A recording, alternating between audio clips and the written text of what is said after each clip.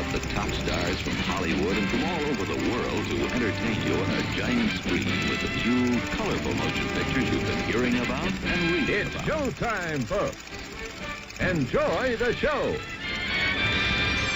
We're delighted to have you with us. They're driving theater. You'll find something to please you to add to your evening's enjoyment. Is pleased to bring you our feature presentation.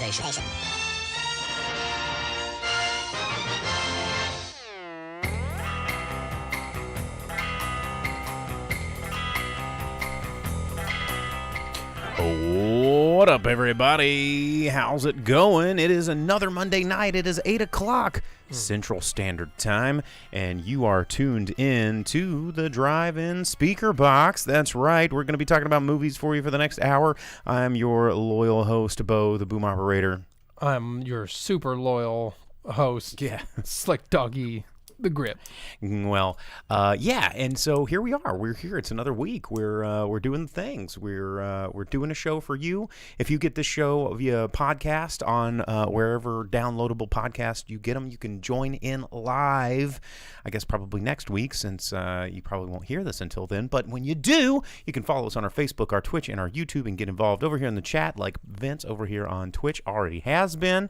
So yeah, we love to see your cool movie-related emotes. That's right. You can get them exclusively on Twitch. So for all of you YouTube and Facebook viewers, you can switch over to Twitch and have a good old time playing along with all that fun stuff and subbing and you doing all that fun stuff that we like. So anyway, as the title suggests, if you are looking at that, we're going to be talking about some films today. We're going to be talking about Bodies, which I caught in the theater this weekend. And Jake, what did you catch this weekend? I watched Dragon Ball Superhero in its United States release. Super. Yeah. Well, it's Dragon Ball Superhero. Remember the Saturday Night Live skit, the Super colon blow, the cereal that was it's like how many bowls of your regular brand cereal would it take to equal one bowl of Super colon blow? And it was like Phil Hartman, and he's like on this giant pyramid of bowls, and just talking about he's gonna shit his pants so good. But, yeah, Phil Hartman, pour one out, dude. But anyway, we're going to be talking about those films later in the program. Also, Jake caught the newest episode of House of Dragons or whatever. Yeah, the first episode of the new series of the Game of Thrones prequel spinoff. Apparently one of the biggest premieres of HBO Max history. More people watched it than any other premiere that HBO has done. Now, so is it in HBO Max history, or is it in HBO history, or Max. is it HBO Go history? Who knows? They love to throw those things out. Because if they say HBO Max history, then you might think, oh, all of HBO forever. But it's really just the last year or two. Right. Yeah. And, that's a marketing tactic that they, it's always, you see the theaters that have been doing it, or production houses have been doing it for years, where it's like the #1 movie in America. They always cut together some trailer that's like, check out the #1 movie in America, which is like, had the biggest Thursday in 2021 this month opening of all time, and you're like, well, that's just a very minute, sample size that you guys are. Anyway, whatever. Yeah, we're going to be talking about that later in the show as well. But as we always do at the beginning of the program, we're going to talk to you about some news. Some stuff happened. There's always news. One of my favorite bits of news, and I don't know what I did with it. I know I thought I brought it up here. Maybe it's still at my house. I'm not quite sure. But my movie pass. I saw this. Did you see this? Yeah. So Movie Pass. Interestingly enough, is supposed to be returning to, I don't know, us?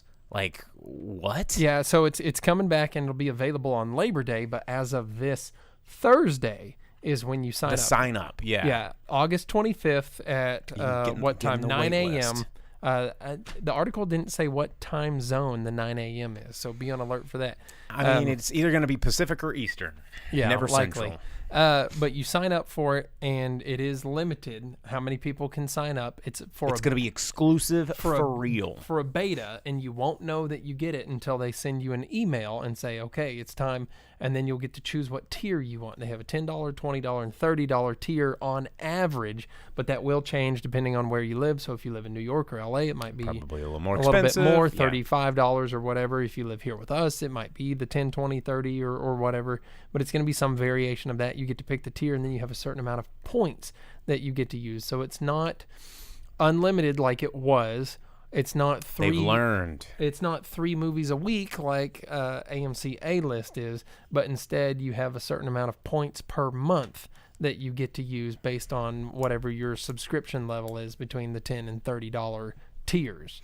Yeah, Velvet Santa over on Twitch says it's the Diners Club card of movie clubs, and or maybe like the what was it, Columbia House? Was that the CD club where you get to you tear out the little stamps and you lick them and you put them on the thing, you mail it, you get like 15 CDs, and then nonstop spam phone calls and snail mail for the rest of your waking adult life. Yep.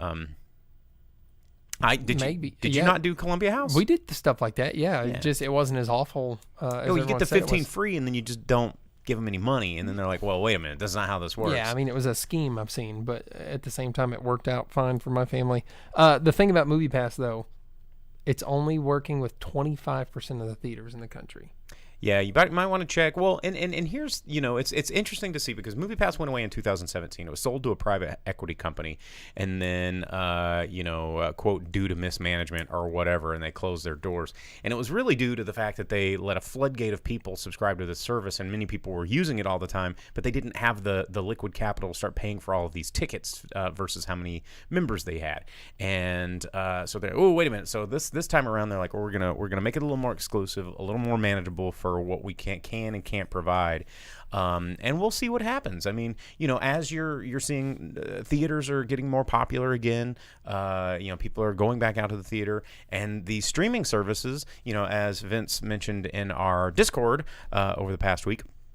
It's kind of funny watching everybody like poo-poo on Netflix because they're like, look, we're going to have to raise our prices if you're going to be wanting to see all these expensive programs. And then everyone's like, Netflix is the worst. We're going to cancel our Netflix accounts. And then meanwhile, like Disney waits for everybody to like be mad at Netflix, and they go, yeah, we're going to raise our prices too. And they did the iPhone, they did the Apple thing. They're like, oh, someone's mad at Samsung or Android. By the way, our stuff's worse. And everyone's like, well, that was in the news first, so I'll just completely ignore that. Like when the iPhones were literally grenading in people's pockets, and like a couple of Samsungs got a little hot, and iPhone just skirted under the radar in that one. There was a time where you couldn't board a plane if you had a Samsung phone. The Galaxy Note 7, I know, like, they forced me to give it back. Nope. 2 of these have gotten hot, and the statistics show that 1 out of every 495,000 has the potential, so you're just not allowed to have it. There's going to be a forced shutdown. I took mine back in the last 5 minutes. You were allowed to because I didn't want to give it up. Meanwhile, there was iPhones literally grenading and killing people and like blowing their fingers off. But the thing with MoviePass, though, whoever gets signed up on the beta, if you find out you are part of the beta, you also get 10 invites to bring friends into it. Invite your friends. So I wonder if they're going to do like the A-list entourage thing. I don't think so, because I don't know if they can because it's going to be used at different theaters. Yeah, and MoviePass works a lot like a credit card. You just go in and your form of payment is the MoviePass. And it'll be really interesting. I was always kind of a fan of MoviePass. I knew it was going to fail, but I was a member all the way up until the end. And I promise I'm going to find my card. I'm going to bring it up here and show it to you one of these days. But yeah, really interesting to see that making a comeback. So yeah, this week, if you want to get in line, it's maybe it's today or no Thursday. Thursday. Yeah, find out which time zone the 9 a.m. is. Also, real quick, Vince posted in the Twitch, our Discord. Yeah, join the Discord. It's fun. You can talk to us outside of the show. We can talk to you about things like movie passes and what days things happen and whatever the fun stuff to talk about is. Well, and also speaking of fun, interesting movie-related things, this I think is actually terrible, and I don't want to go see it because I'm not excited about this project. But theatrical release of the first 2 episodes of Lord of the Rings, I believe, going to be in Cinemark theaters one day only. Let's not get misleading here. The Rings of Power, the new Amazon show. Yeah, the first 2 episodes will be available in theaters so that everyone can go be publicly disappointed. Yeah, you can go be disappointed in a room full of your peers, being like, "What did we just watch?" Again, another marketing tactic. I'm okay with this. I actually think that more things should be released in theaters. I think this is pretty fun. But yeah, it's the Lord of the Rings thing, like, and much like this House of Dragons, which I know you're going to be talking about later, and we'll jump back into this conversation as the show continues. But this just too little, too much, too late, I guess, is what I'm thinking with a lot of these properties. They're like, oh, we got to revisit. Like, let's not. Let's leave something sacred. The thing with the Rings of Power is that they have made it abundantly clear that they don't care for the source material, and they've stepped away from it as much as possible, which doesn't make any sense. Yeah. Why would you do something on a specific IP if you don't care anything about it and choose to money. Step away from That's it as much why. as possible? Hey, thanks for the sub, Knox. Yeah. Jan, to LOL, answer your question, no. Not excited about Rings of Power or House of Dragons, says Knox on the resub. So we agree. I mean, I do have an Eye of Sauron right here behind me, flaming in the background. Well, we're Tolkien fans. Like, yeah, and the original Peter Jackson live action of Lord of the Rings, not so much The Hobbit, is really good. It is good. And the creation of the Eye of Sauron as a visualization that didn't exist in the books was a really cool directorial call for way to go, Peter. A visual storytelling element. So there's a lot of cool things there. And now they're doing this Rings of Power, and they're like, but what if? Screw Tolkien, though. So what if money dollars? Tyler says more excited for Willow. Yeah, when is that coming out? It should be relatively soon. I don't have my dates in front of me, and I'm terrible with remembering dates. But I am also kind of excited about Willow. I think this, if anything needs a fleshing out, I think Willow was one of those. It was a great film. It was very small, short. I mean, honestly, the runtime on that movie, that entire movie, was about what some of these episodes are these days of these series. So Furious Apology asks, is this Willow a show or a film? It is a show. It is a season, fleshed out season, I believe on Disney Plus, and because that is a Lucasfilm project, and that is now owned by the Disney Corporation, or I guess Buena Vista Home Entertainment. Yeah, and while it was not shown in any of the trailer stuff that they released yet, Madmartigan is supposed to be in the show somewhere. Well, I mean, leave it to Val. Like, Val did a cool cameo in Top Gun.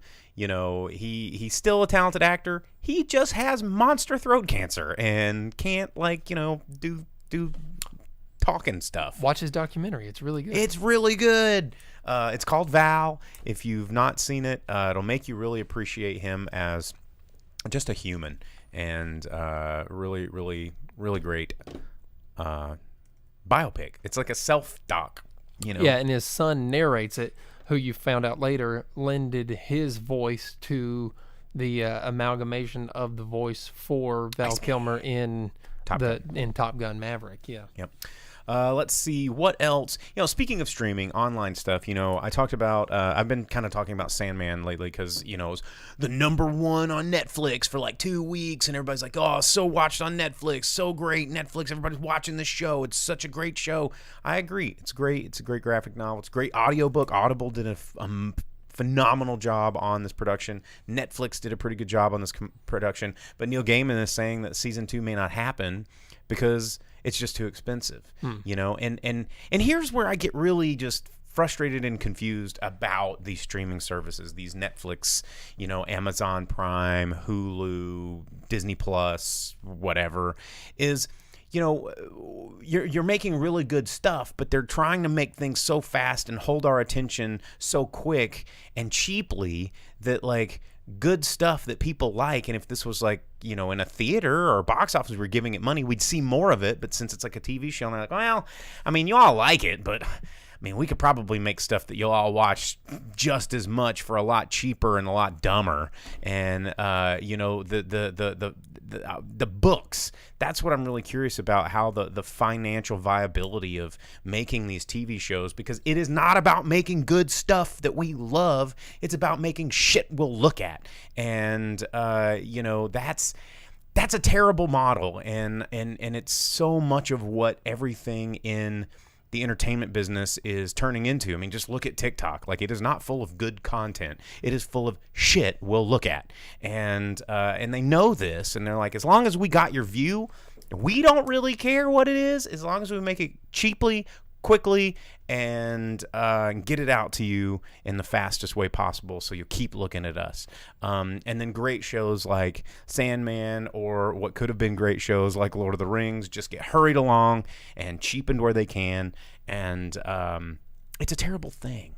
You know what, though? Last week after our show, it was in the news that for the first time ever, streaming surpassed cable in viewership. But that being said, Netflix is consistently reporting that they're losing subscribers and money. So I wonder if it's like just a pity act, though, where they're like, oh, nobody felt, join up, poor Netflix. I think more people are going to different streaming services. Well, they're splitting the pool. I mean, BMW is trying to get on the microtransaction game for heated seats, you know? Like, they're trying to get your monthly subscription. Like, it's crazy. Everybody's trying to get your monthly subscription and nickel and dime us all to death. Oh, man, you want to talk about vehicles and monthly subscription? It was announced that the majority of GM products next year will come with a forced OnStar subscription that's built into the price of the vehicle that you can't remove or get away from by being like, no, I'd prefer not to have OnStar. Chevy and like one or two of the Buicks or Cadillacs are going to be the only ones that don't have it. And then eventually they'll be added in. But everything Buick, everything GMC or whatever will all have forced subscription services, and you can't not have it. I'm telling you, that is the way of the future. They're going to find ways to force us into small monthly fees where you just don't worry about it. So, it's like the pizza place that's here where they closed for like 3 months in the summer, but unless you like called corporate on the phone and said cancel my thing, they just went ahead and auto deducted your account for your monthly subscription and like sat there and paid their bills. So Velvet Santa got into exactly what I was about to say. Said, is the Xbox One online requirement all over again, which they ended up not doing because so many people complained before it was launched, and that's how PlayStation got ahead of them. But PlayStation, so Sony is now doing it. If you want to have a PS5 or if you own a PS5, the only way you can play your PS5 is if you pay for the monthly PS Plus to be a PS Plus member. But they've introduced the new tiered PlayStation subscription service, so you can be like on one of the 5 levels of subscription. Meanwhile, Xbox was like, you can have Game Pass or Game Pass Ultimate or Gold. There's 3. You don't have to have them. You don't have to have any of them. It's nice to have, but you don't have to. And PlayStation's like, you have to. You have to pay at least $8 a month minimum to even play the console. So, everyone is going back on the huge subscription train. I dropped so many of mine. Like, I really want to watch Beavis and Butthead. I am not paying for Paramount Plus again. I think it's on Hulu. No, it's not. Oh, no, did they take it off? Because I know I watched it on. You told me when we talked the other day, and I hopped on Hulu instantly, and it was not there. Yeah, maybe Amazon. Maybe check Amazon. I don't know. And you know what the thing about subscription services too? So I wanted to watch The Fly yesterday, and like the help me or the Jeff Goldblum breaking that dude's wrist. Yeah, Jeff Goldblum. Yeah, where he goes to the bar and he's like, check me out, how hot I am. Here's $100. Snap, let's go, babe. And then he vomits on her face. Yeah. I didn't puke on her, but he did puke all over the place. He's nasty. Yeah. But yeah, that movie, if you go to Amazon or HBO, if you go to HBO and you look for it, it's not there. But if you go to Amazon, it says you can watch it with an HBO subscription. So there's different tiers of all of these subscription services through other subscription services. It's getting they also know out that of control. If they all do it, we can't stop them. And that's the thing is it becomes a monopoly of whatever the kind of cult of personality version of, if they all do it, we can't. There's no one to stop them.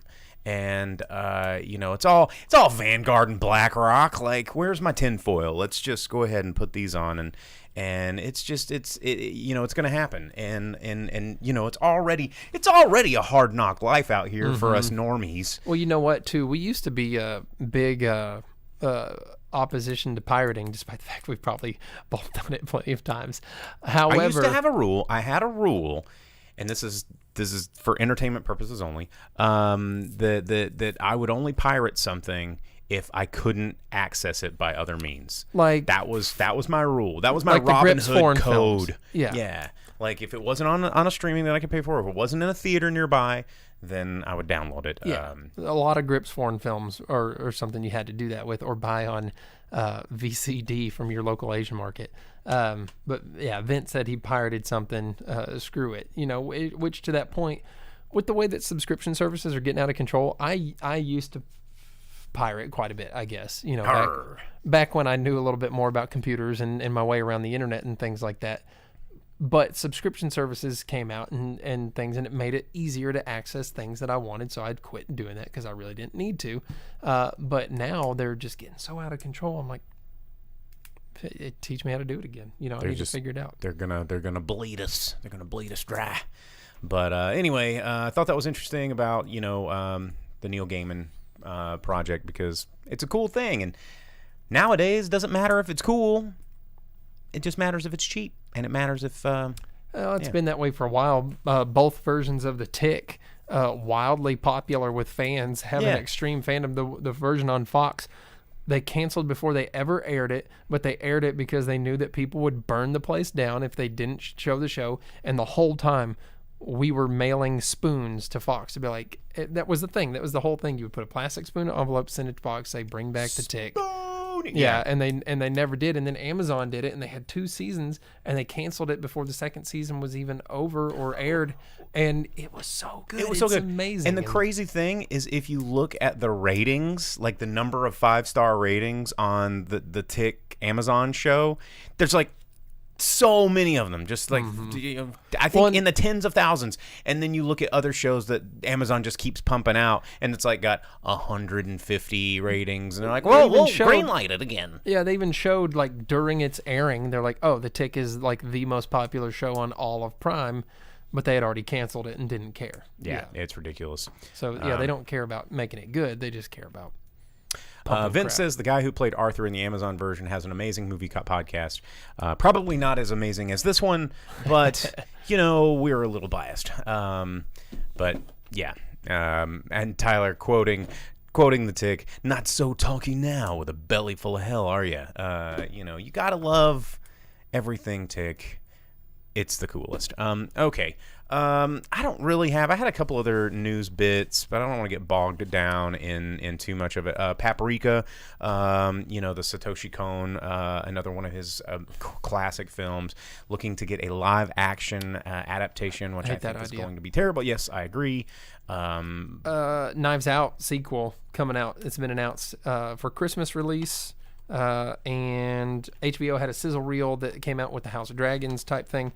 There's new seasons of Titans, Doom Patrol, Pennyworth. Wait, new seasons of Titans out or in production? Announced for release. Okay. I was like, I gotta get caught up. The new Pennyworth is going to be out there. If you think Alfred from Batman is rad, His Dark Materials gets another season. But they also, in the same video, released the first images and video of The Last of Us TV show. For going back to Sony people that are fans of The Last of Us games. They want a different flavor of Walking Dead. Yeah, so that show, you got your first images of it with Pedro Pascal and the other Nick person. Offerman and the girl that's playing Ellie. And then today's the anniversary of the release of Stand By Me. Oh. How about that? Boom, boom, boom. Yeah, isn't that the one that did that and while they were walking, singing the songs, and then the vomit pie contest where the what is his name is Lardass, and he eats all those pies, and then he goes and throws up on everybody, and they tell the story, and they get the leeches on his little pee-pee. Yeah, they do get leeches on the pee-pee. I like that's the part you remember.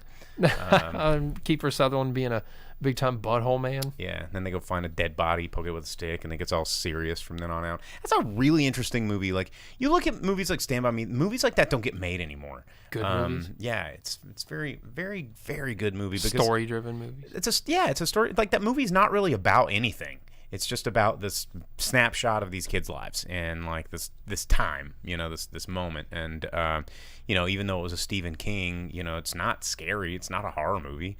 Kiefer Sutherland's pretty scary. In that. He is pretty scary, but I mean, he's like there's no scarier than walking outside in America on a given Thursday. Yeah, Yeah. see, Vince says the same thing. Kiefer Sutherland was scary as that because the kids are all there minding their own business, and he just shows up out of nowhere. He's like, "Yeah, it's a dead body, and I'm gonna make you dead bodies too." And the kids are like, "No, please don't do that." Yeah, I mean, have you never been in a scary situation like that as a kid? Like, yeah, yeah. people have, and that's the thing. That's why it's. I had a knife. It held is at my scary. It throat is a by horror movie. This Kiefer Sutherland, like older bully than me, and he held a knife like straight up to my throat in his house. Like I was terrified. I was just like a little kid. Mm-hmm. It was a scary time. Yeah, see, you live through. I think that guy crazy actually murdered someone. He grew up and ended up murdering a person. It could have been me. Could have been me. But it wasn't. Yeah, I escaped. Velvet Santa says, speaking of scary, what about Gary Busey? Gary Busey's in some trouble for allegedly this time? touching people.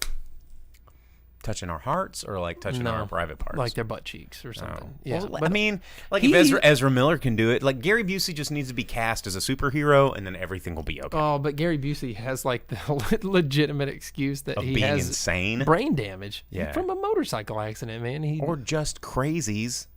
He had that to begin with, so he was crazy and then had brain damage. Yeah. As Tyler says, our private hearts instead of our private parts.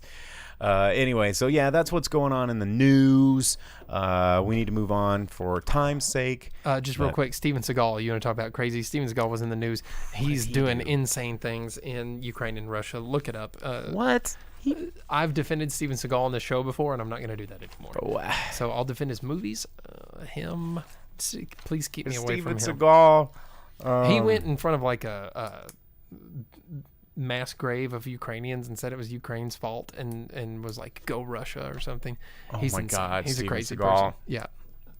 He is going to be under siege before we know it. Anyway, all right. Well, let's move on to movies that are coming out in theaters this weekend, starting this Thursday, because generally movies come out on Thursday. So if there's any older movies that are in the theaters that you haven't quite gotten a chance to see yet, there are. Gary Busey and Steven Seagal are both in Under Siege. Yeah, there we go. They're under siege right now.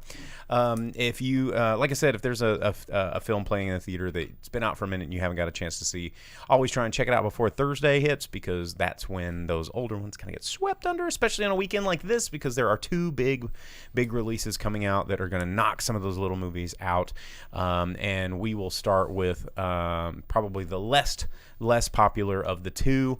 It's a new film from director Jessica M. Thompson. It's a vampire movie, which I am just contractually obligated to see no matter what, but it is called The Invitation, and it is starring Natalie Emmanuel, who it seems like she is in everything these days, and it's got Sean Pertwee, who always plays a good bad guy, and a lot of up-and-comers that you probably haven't seen or I'm not as familiar with, but it is a vampire tale, and it is about this young woman who is courted and swept off her feet, only to realize that a gothic conspiracy is afoot. Blah. Yeah, it's a 23andMe horror movie. Yes, it is. It does not have giants and true love, asks Velvet Santa, but it does have vampires and murder most foul.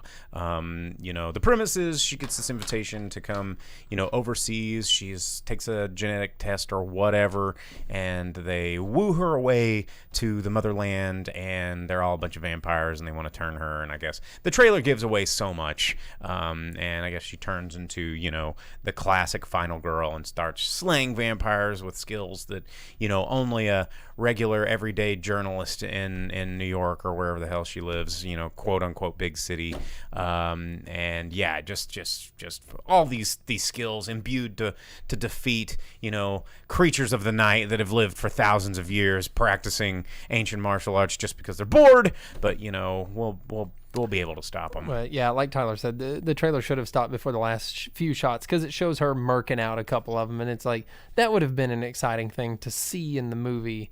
Yes. Without knowing it was coming up. Just be like, whoa, yeah, get them. But Velvet Santa says, have to let us know how it goes. Seems like there should be a vampire timeshare pitch movie by now. I mean, if you really think about like 3,000 or was it 30 Days of Night, that is you could stretch that into like being a vampire timeshare. If a vampire has a timeshare and someone else is staying in it, do they have to be invited in since they technically own part of it? Well, and also, like, what if you were a vampire, and you reserve, like you get a digital invite, like an email confirmation from an Airbnb, or you register for a party. That's an invitation, right? A digital, does digital invitations like transcend, ancient 1,000-year-old curses or whatever? Or, I don't know. Does it update for technology? Who knows? Who knows what the supernatural If holds? a vampire's hit up and their friend says, yeah, man, just come on whenever. When they show up, invitation? Do they still have to be invited in? Now we're getting into It's getting into October. It's getting into spooky season. this is the kind of thing we need to say for like a subscriber only chat or whatever. Yeah, $1.99 a minute, you guys. Well, the invitation is coming soon. It's coming this week. You guys can check that out. And there is a small film that's probably not going to get released here in the States. It is a Spanish film called El Buen Patron. It's called The Good Boss. And it stars Javier Bardem. Looks pretty cool. Got a lot of olive branches around this one. Probably not going to get it in a theater near me, but it is getting a expanded release this week. But the big one that everybody's talking about, and one that we'll definitely probably both see, I think. Do you not? I don't know. It looks good. Is the new film from George Miller called 3,000 Years of Longing. Of course, this film starring Tilda Swinton and Idris Elba. It's kind of a classic, Aladdin's lamp sort of genie tale where Idris Elba plays the djinn, and Tilda Swinton is the possessor of said wishes, and looks sort of like a vignette-laden sort of Baron Munchausen-esque sort of romp through memory of tales that Idris Elba's character may be telling about how these wishes turned out, and that's the thing about, it seems like it's kind of a monkey's paw twist to genies and wishes. I really want to see this movie. I'm not, I don't raise George Miller up on this giant pedestal that a lot of other people seem to. Everyone's just like, from the mad genius director George Miller, and I'm just like, from the mad genius director of Happy Feet 2, Babe, Pig in the City, and I'm like, people have only started saying that about him since Mad Max. The most recent one came out. What was it called? Fury Road. Fury Road, yeah. Yeah, which I hated it. I'm actually a really big Mad Max fan. Oh, which that was in the news. There's a little, there's a dwarf in Australia that's Aborigine, and people have been giving him a hard time, and he got bullied. So they're like, you know what, screw you guys, and they got cast in like one of the next Mad Max movies coming up.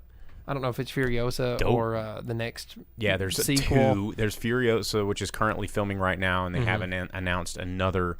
It's currently untitled Mad Max project. But why are we still calling it Mad Max? Because Mad Max is long dead.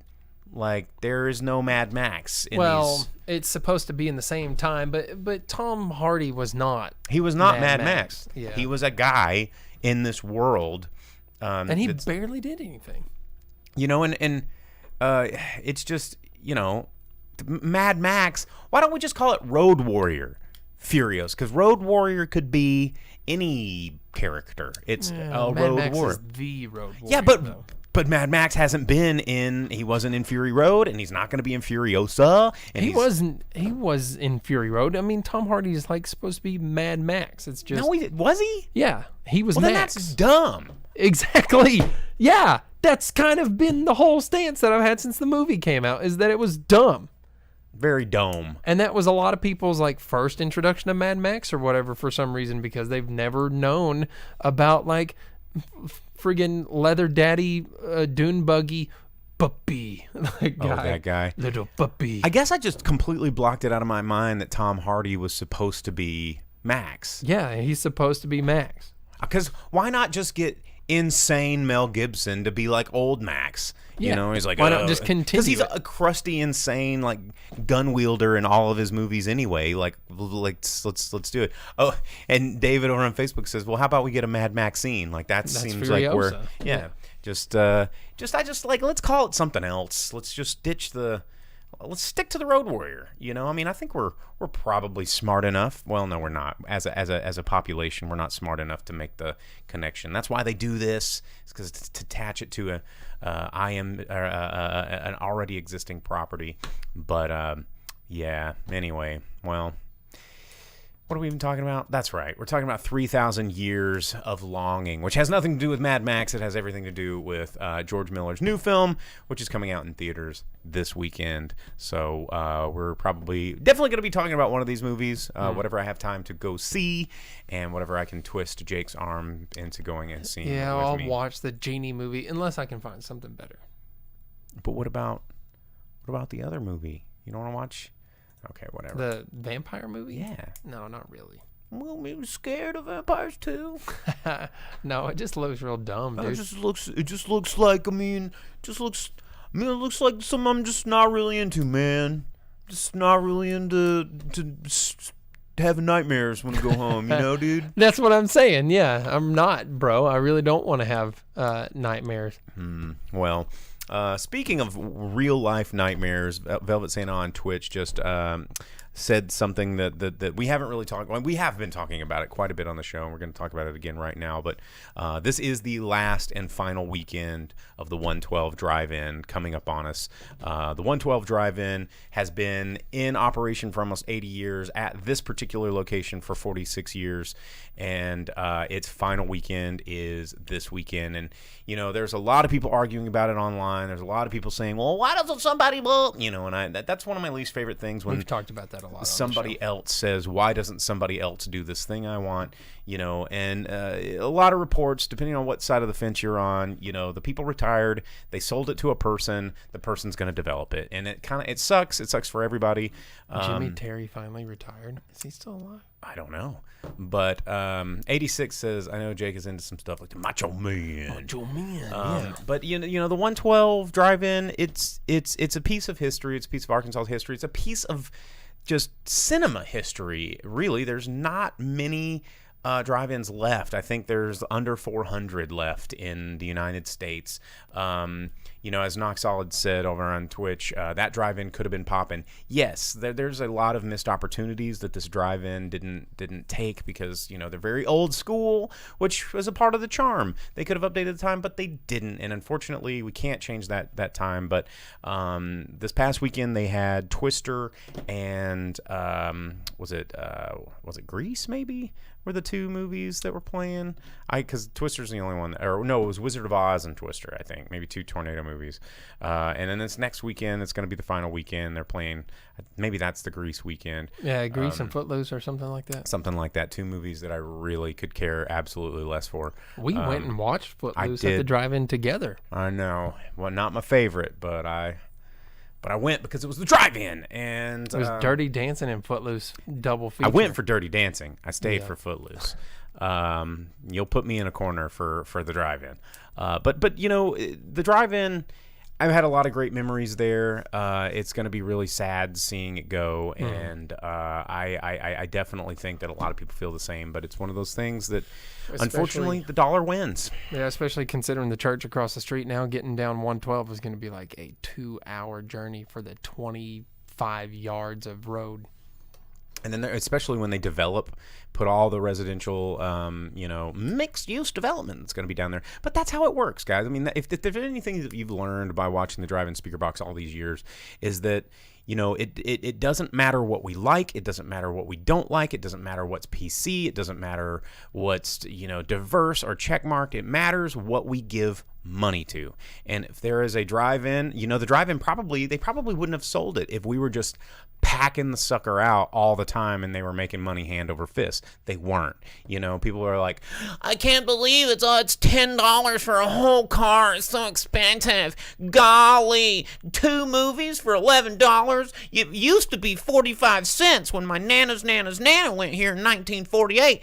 And it's like, God, shut the fuck up and buy something from the snack bar. I'm gonna smuggle in all this food and not support this drive-in. You're gonna charge me $5 for bringing in my own food? Golly, I can't believe you have acres and acres of highly valuable real estate that you're reserving for this thing that we can enjoy for only $10 as a whole family. Go fuck yourself." Fuck you. And I'm sorry I'm cursing so much, but y'all are the ones that destroyed the drive-in and took it from me. Every person that bitches incessantly about something not being perfect, not being cheap, and not being delivered when someone else is doing all the work. Gah! You can't bring in your own nachos that have hot flavored cheese. That shit makes me so mad. Snack bar had really good food. Oh no, if it would call it really good food. I mean, they had cheese that tasted like heat.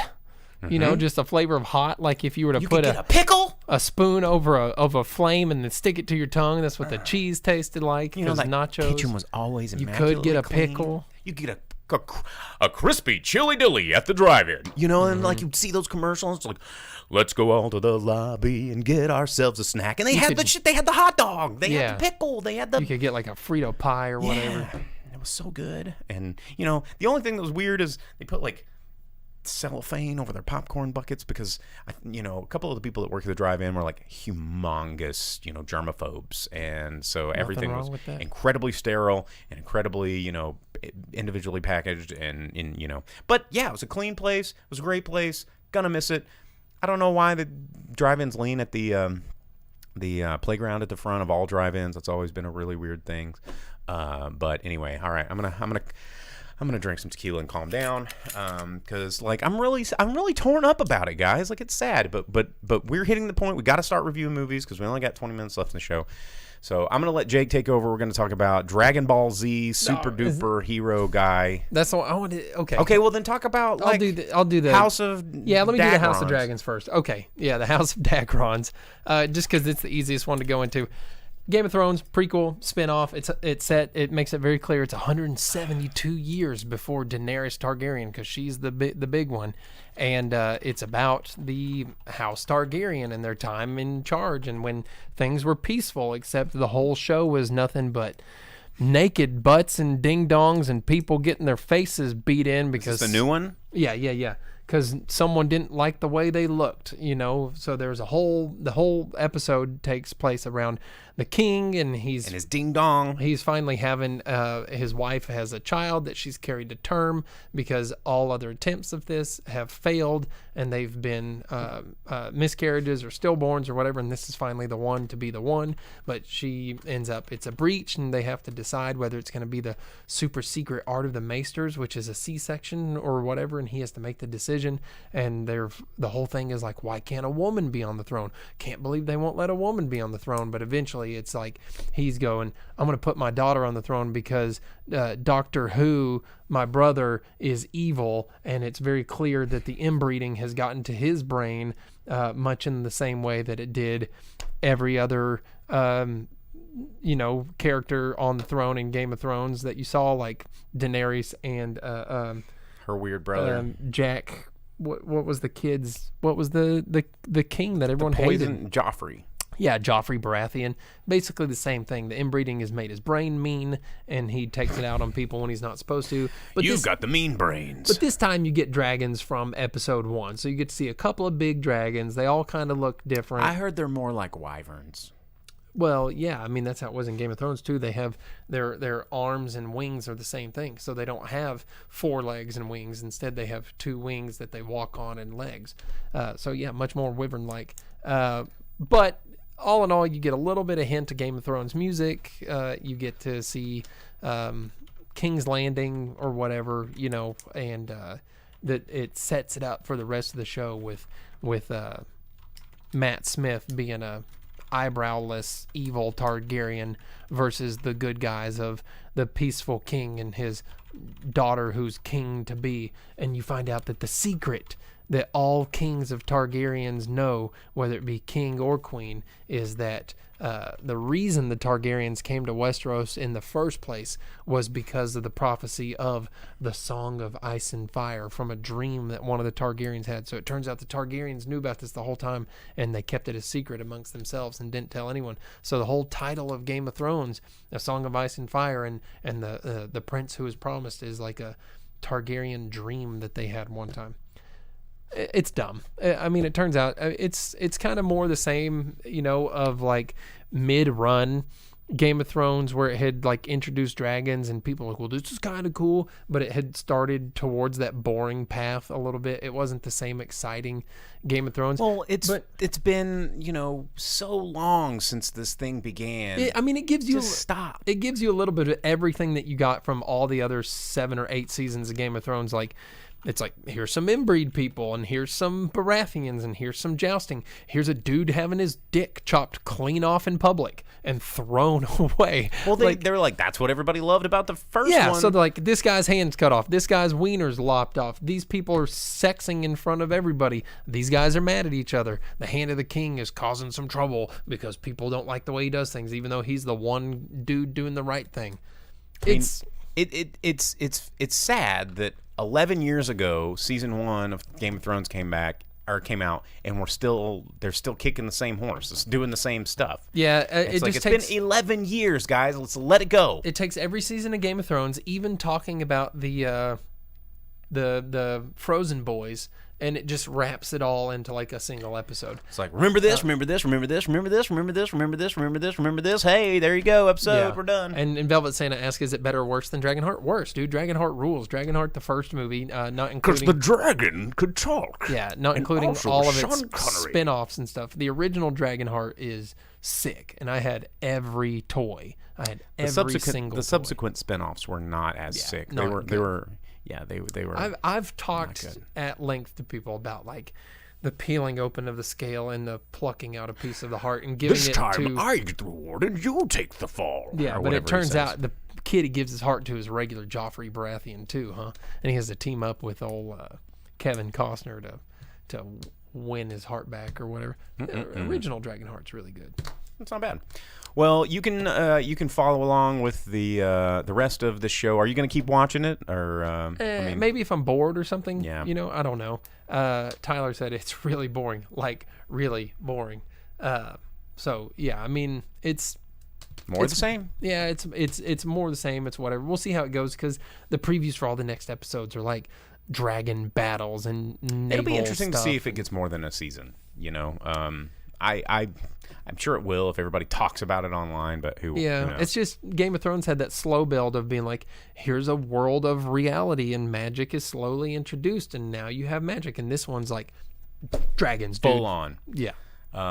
Anyway, let's see. Moving on to Hardy asked if we've seen RRR. Yeah, we did. I reviewed it on a show a little while back. several weeks back. Yeah. So the next film is from A24. It was called Bodies, Bodies, Bodies. It's actually been out for about 2 weeks. I've been meaning to watch this one. It's from director Helena Rajan, relatively new director. And this film, stars a lot of, you guessed it, up-and-comers. You've got Pete Davidson, Lee Pace, and Maria Bakalova, kind of the big highlights of this movie. But this movie, it was released by A24, so that's got me kind of curious. A24 generally picks pretty interesting, pretty heady, or pretty envelope-pushing stuff. And this movie, I would say the first act, like we'll divide it in Act 1, Act 2. There's not really even an Act 3 in this, but the first half of this movie was trash. I didn't like it. I was like, why is this an A24 movie? This movie is pretty boring and pretty, watching a lot of Gen Zs just like bicker and, be privileged and all this kind of stuff. It's a bunch of rich Gen Z kids like having this very inexplicable, stupid hurricane party, and there's so many inexplicable, stupid things that they're doing. You're like, why would you do this? Like a hurricane's coming, so they lock themselves in into a their house mansion and like having a party, and it's like it's so super dumb. And they decide to play this game that they used to play when they were kids called Bodies, Bodies, Bodies, which somehow involved like slapping each other while you take shots, and then you turn the light off, and if someone has a colored piece of paper, you're supposed to play dead, but then someone ended up actually dying. And then it sets into motion this whole sort of horror comedy of everybody just dying, right? And much in the same vein of, say, like a movie like Tucker and Dale versus Evil, where it's this just sort of happenstantial comedy of errors where everybody just ends up dying because they're just making poor decisions. This movie kind of takes a really interesting twist, and so I guess Tyler he saw this one. I think he's talking about this. He says definitely gets better as it goes.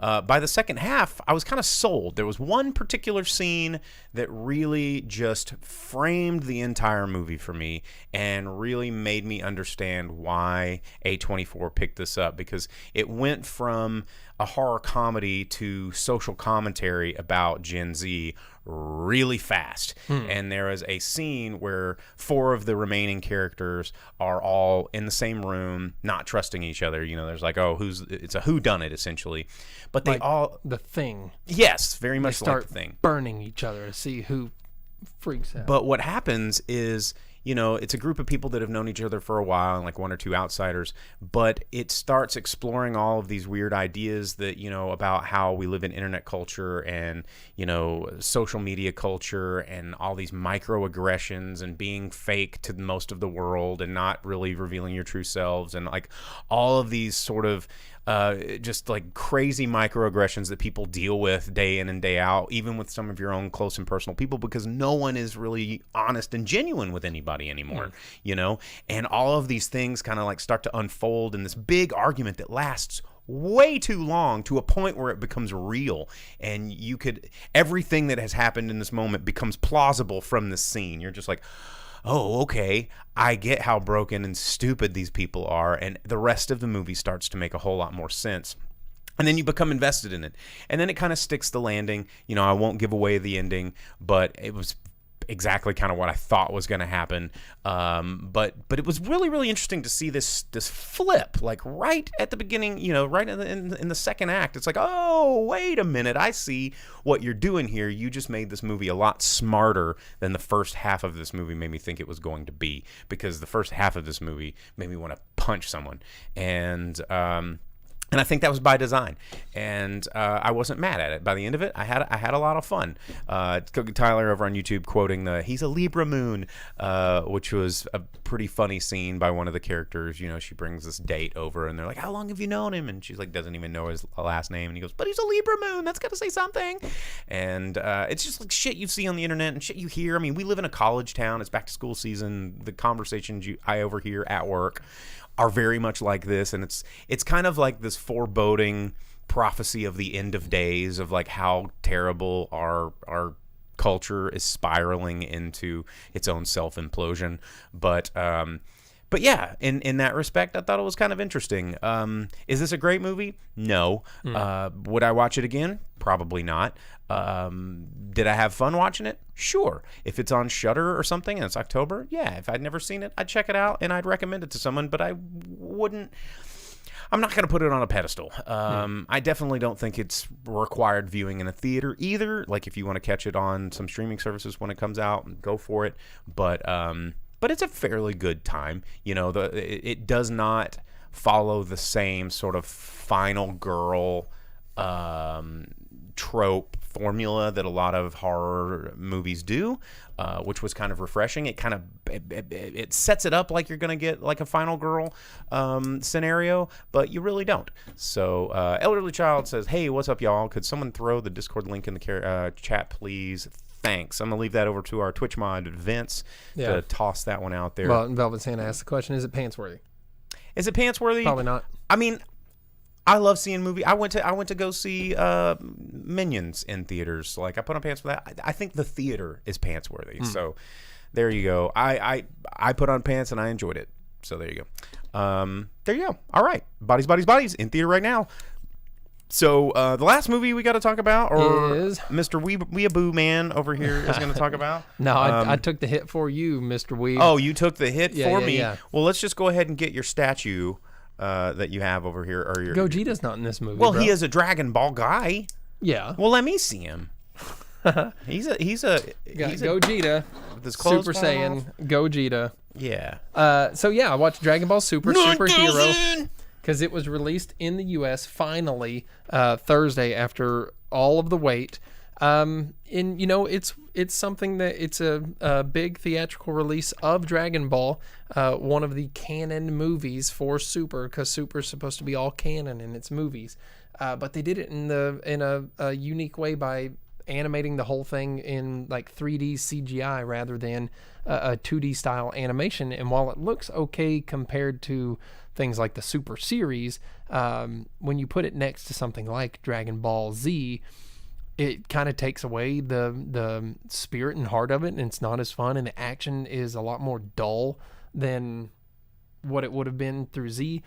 And the whole thing is there's no Goku or Vegeta. This is a story of... Then how is it even Dragon Ball? Well, because it follows Piccolo and Gohan's daughter Pan, and Sure, this guy didn't know a lot about anime. I know about Dragon Ball, and a guy that's the son or the grandson of Dr. Gero, the creator of androids 16, 17, 18, and Cell. You know, and the whole thing is his grandson is even more of a genius than him, but he's obsessed with superheroes and he wants to be somewhat good, but he always follows his ambitions to land him in trouble, where they pick him up in prison at the beginning, and the Red Ribbon Army's on the rebuild, and it contracts him to build new androids, being the superheroes, but he wants to build superheroes. He wants to have good guys. And so everyone enters this moral dilemma because he was also made to create Cell Max, like a new version of Cell, that eventually, to defeat, Gohan has to reach a new form, which is just completely ridiculous. Is it over 9,000? Far beyond. Okay. So Gohan becomes... It's my only frame of reference here. Final Gohan, or what I was calling in my head Gohan Gray, or what the internet has dubbed Beast. Is he like Gandalf? Beast Gohan. No, man. So his eyes turn red and his hair turns gray, and then shoots back at like a 45-degree angle. With all the power. And it's so dumb. But he does have all of the power, where he like special beam cannons like insane. Overall, it's not that thrilling of a movie. My brother went with me. He fell asleep like 4 or 5 times, and I kept nudging him awake.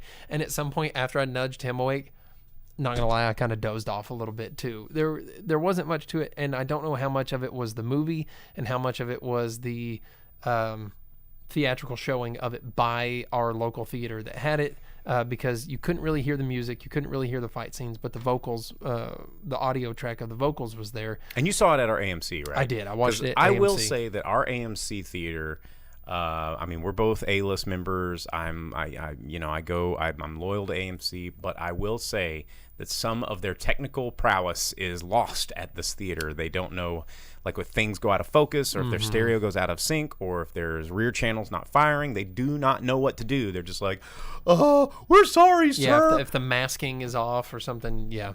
Everything looks fine to me, says the same people that have, like, motion blur on at their TV at home. Yeah. We don't understand the problem. Anyhow, overall, is it pants-worthy? Probably not. Can you watch it on a streaming service or gonna be a something? Crunchyroll soon. Yeah, it's a Crunchyroll production. They're the ones that put it into the theater, so you could probably watch it on there pretty soon.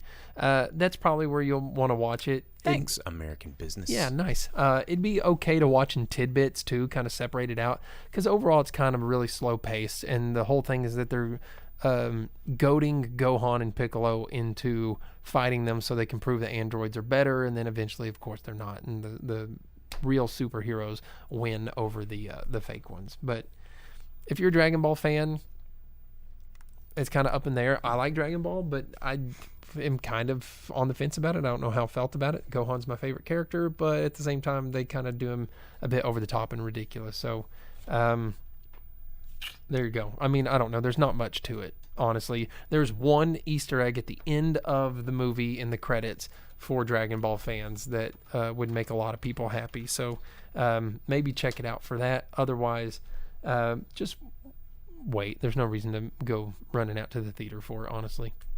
All right. Well, those are the movies that are in theaters right now. Shout outs to Reed over on Facebook, watching in international waters, probably. What time is it in your part of the world, Reed? Very curious that you've stayed up and whatever wee hours of the morning and listening to us, but we thank you.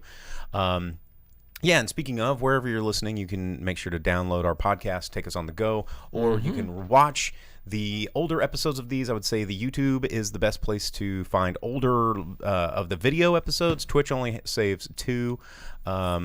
It's Tuesday there, so it's the next day. Well, thanks for tuning in the future. Like, you could tell us what happens in the future. on Tuesday. But yeah, so thanks for tuning in. But we still have a little bit more show because it is time for the Box Office Roundup. You can follow along at home. We get all of our box office data pulled each week from IMDb Pro, which is a great resource. But we give you the top 10 movies in America. The reason we give you domestic numbers is because that's the one factor that everybody looks at in terms of making green lights. So just because it does good in another country doesn't necessarily mean we're going to see another one. So I'm going to turn it over to Jake. He's going to give you the top 10 movies in America, starting with number 10. Let's go. Number 10, the movie that Bo reviewed, Bodies, Bodies, Bodies, in its third official week of release, brought in $2.4 million, bringing its domestic total up to $7.4 for its 3-week run. Coming in at number 9, Where the Crawdads Sing, hanging in there in its 6th week of not being advertised very well. Still surprised it's still in there. $3.2 million, bringing in $77.777 million. Not bad for a movie that I think a lot of people hadn't heard about. I feel like a lot of it's getting around word of mouth. Yeah. Because I've had more people say something to me about it than actually seeing trailers for it, kind of a thing. Number 8, Nope, in its 5th week. Surprised to see the Jordan Peele movie all the way down at number 8 already, bringing in $3.5 million this last weekend for its domestic total of $113.8. Not bad though.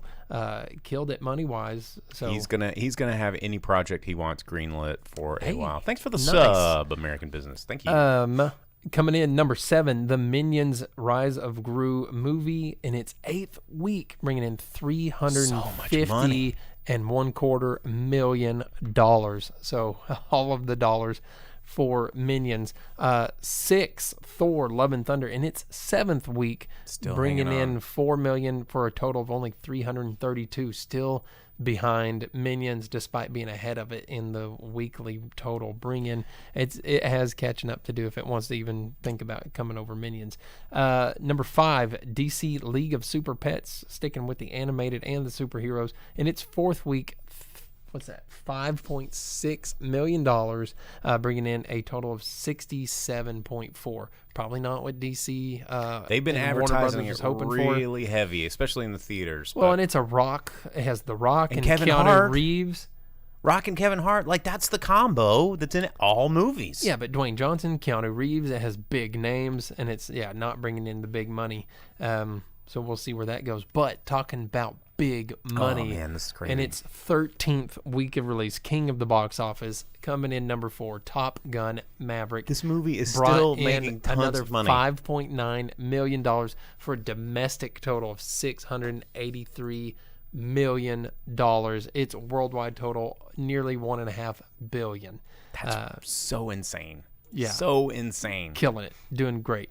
Number 3 in its 3rd week, Bullet Train finally dropped from the top spot, brought in $8 million for its domestic total of $69. Nice. Yeah. Actually, a fun movie, one that we reviewed on the show. Neither one of us was expected last it week, to yeah? be good. Or no, 2 weeks ago. Yeah. We watched it opening. Yeah. So neither one of us expected to be good from the trailers. Turns out But it was good. It was great. And then opening at the number 2 spot, bringing in $11.5 million, Beast. So Idris Elba out there about to compete with himself coming up this weekend. That's right. 2 Idris Elba movies in theaters. I'm pretty sure Beast is not going to... I mean, it opened at number 2 against Anime, but... Well, you just gave away the top well, spot. sorry. Opening at number 1, the movie that I reviewed, bringing in $20.1 million from a studio that you don't see on that list very often, Crunchyroll, as far as its American release. $20 million opening for an animated non-English film is from Crunchyroll. Was this dubbed? You have both options. Okay. You can watch it dubbed or subbed. I watched the subtitled As because you I should. wanted to have the Japanese voice actors. But that's still very impressive. And again, only being in 3,000 theaters nationwide and hitting the number 1 spot. Very, very interesting. Yeah, and a fun tidbit there. Vince pointed out that E.T. is at number 20 right now for its anniversary Nice. showing. Yeah. Yeah, and also says he mentioned there's some interesting marketing going on at Fathom Events. The movie Bros, which I saw a trailer for when I saw Bodies, Bodies, Bodies, presenting 3 straight rom-coms in a row. It's kind of a interesting marketing way of promoting a new film. So I mean, Fathom Events is a cool company. I really enjoy their events that they do and the movies that they choose, and getting people to enjoy films that aren't just your everyday, you know, Marvel blockbusters and Disney whatever. So always a good shout out to Fathom. Yeah, Velvet Santa said that it looks like Fathom is bringing Star Trek 2 to the theaters. I will have to go watch that. Wrath of Khan. Yeah, and see Khan. Watch the earwig worm mind control things. Oof. Well, all right, guys. Well, that's our show. We're a few minutes over, but I'm sure you didn't mind. Thanks for tuning in. Be sure to like and subscribe. And thanks to all the people that subbed this week on the show. We definitely appreciate you. And you can always download this podcast wherever you download your podcast to get the audio version of this on the go. And any final words there? Grip, Jake? What? No, I got nothing. Yeah. All right, man. Well, we will catch you guys next week, probably talking about one of the movies that we talked about earlier in the show. And as always, go see a theater movie. Go support your drive-in. Vote with your dollar. Make good decisions. We'll see you next week. Join the Discord. Yeah, join that Discord. As you leave the theater, folks, please be careful. Don't let this happen to your car. Be sure to remove the speaker before you leave. If you should accidentally pull a speaker loose, please turn it in at our snack bar or box office. Thank you.